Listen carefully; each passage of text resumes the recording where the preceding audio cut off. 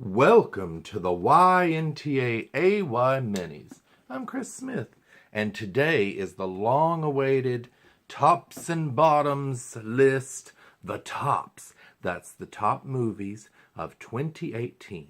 Every year we do a tops list and a bottoms list for those movies.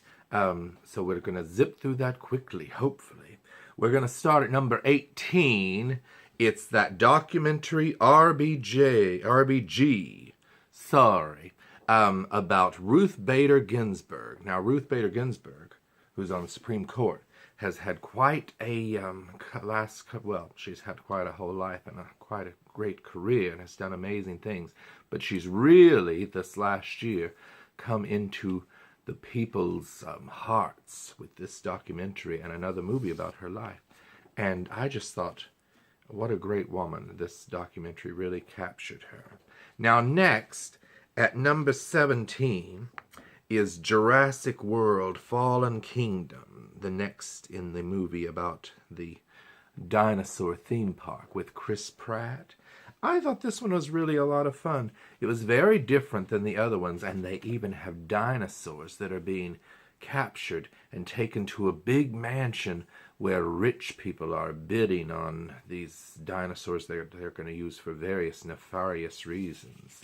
Now, next, at number 16, is Halloween, the follow-up to 1978's Halloween. Then you ignore all the sequels, and this is Halloween 2018 with Jamie Lee Curtis again playing Laurie Strode. One of the most fascinating things for me was all the interviews that Jamie Lee Curtis did leading up to the release of this. And I thought it was really well done.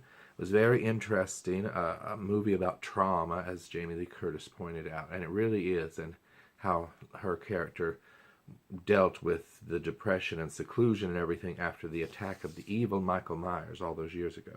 Now, at number 15 is that movie I was telling you about, On the Basis of Sex. Not sex isn't sex, but gender.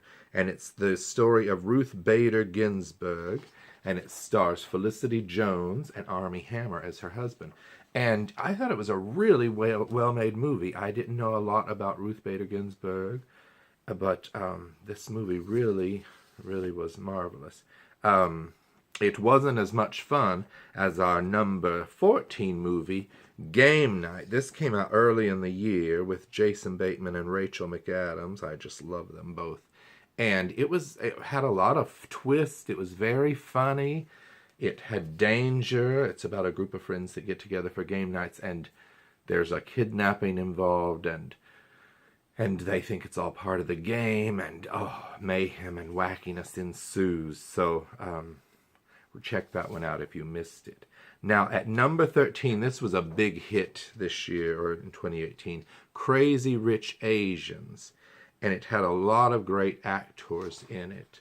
And it says, the only thing greater than love, or yes, than is family. Is that greater? It's a little blurry, I can't tell. Well, anyway, no, the only thing crazier than love is family. That makes more sense, crazy.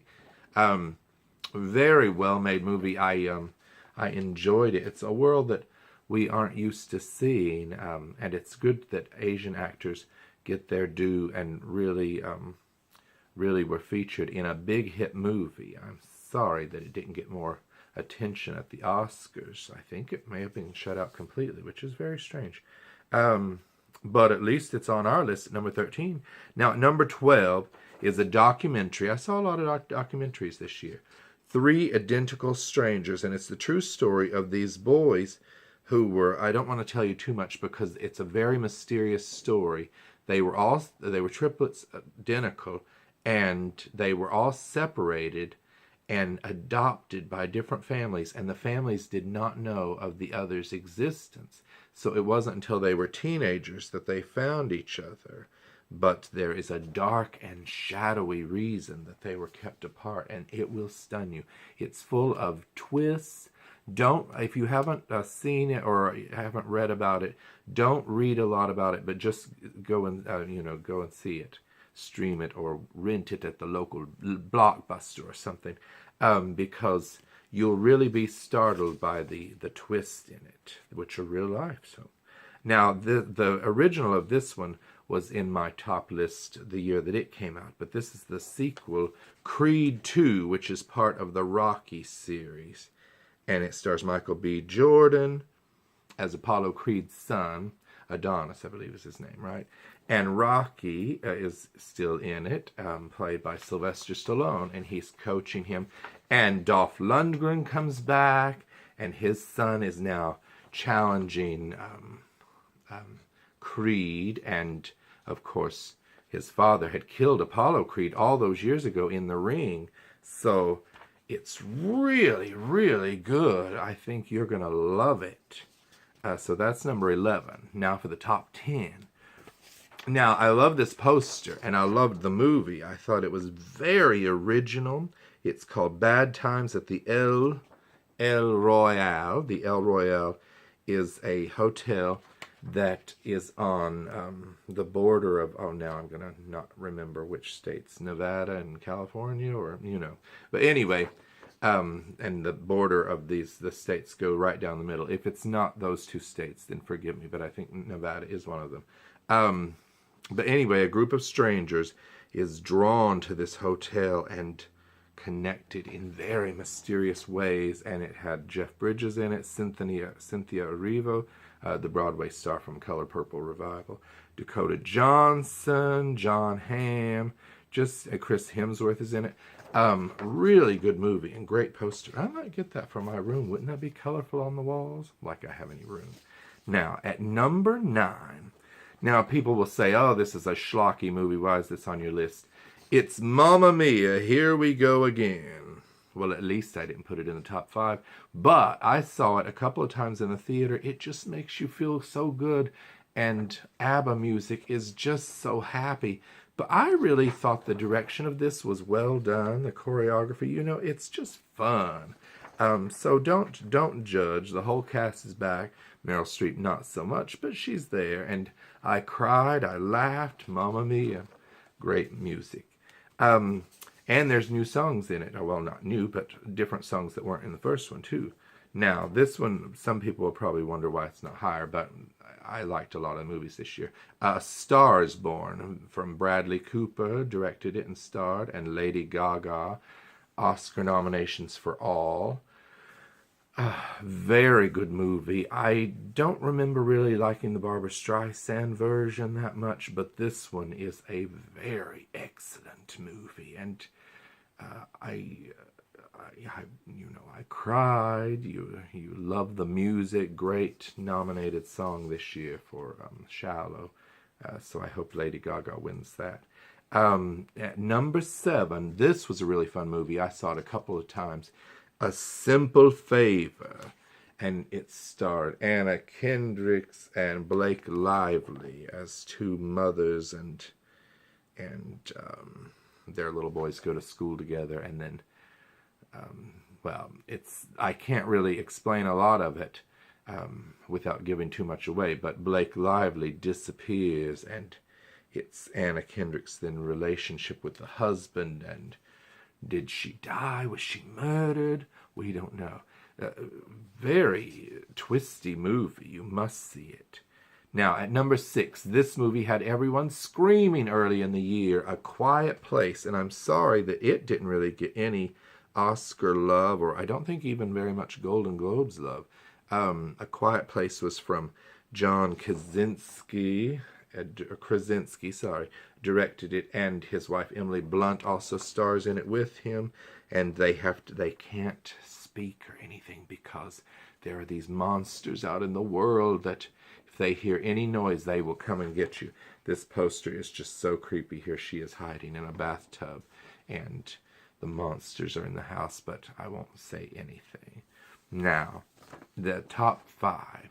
This is another documentary and one of my favorite movies of the year. Won't You Be My Neighbor, the Mr. Fred Rogers movie. Oh my gosh.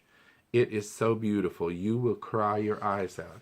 And Fred Rogers is like one of my greatest heroes in my life. I think most people around my generation feel that way. He taught us so much just from the TV on his show on PBS, and we all still miss him. And his wife, Mrs. Rogers, is in it, and all of his friends and co-workers talk about him, and they're making a movie with Tom Hanks. That's going to be really exciting. So we can't wait to see that. Tom Hanks as Mr. Rogers. I don't know what that's called, but check this one out. Now, this is one of my favorites of the year.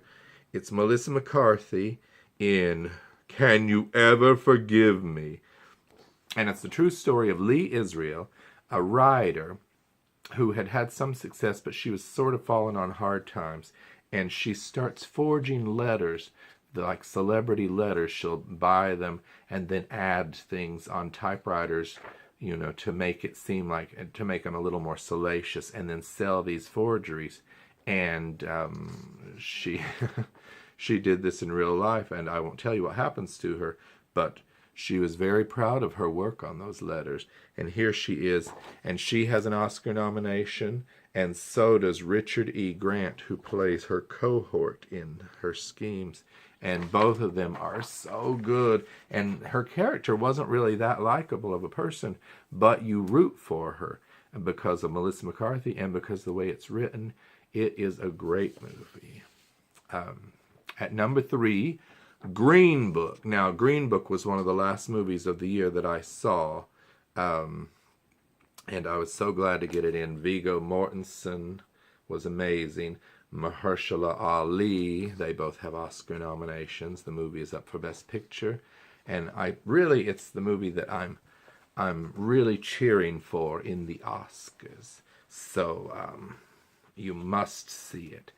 And next up at number 2, what is it? Oh, Freddie. This is Freddie. He's not Freddie Mercury, but he's a super fan of Freddie Mercury. So I guess that must mean Bohemian Rhapsody is number 2 on my list. Just number 2? Oh, I would think that would be the number 1 movie. Well, you have your list and I have mine, but I loved this movie about Queen, the rock group that used to scare me as a child, but now that I love their music. Freddie Mercury's life. It's very good, and it's up for a lot of Oscars as well.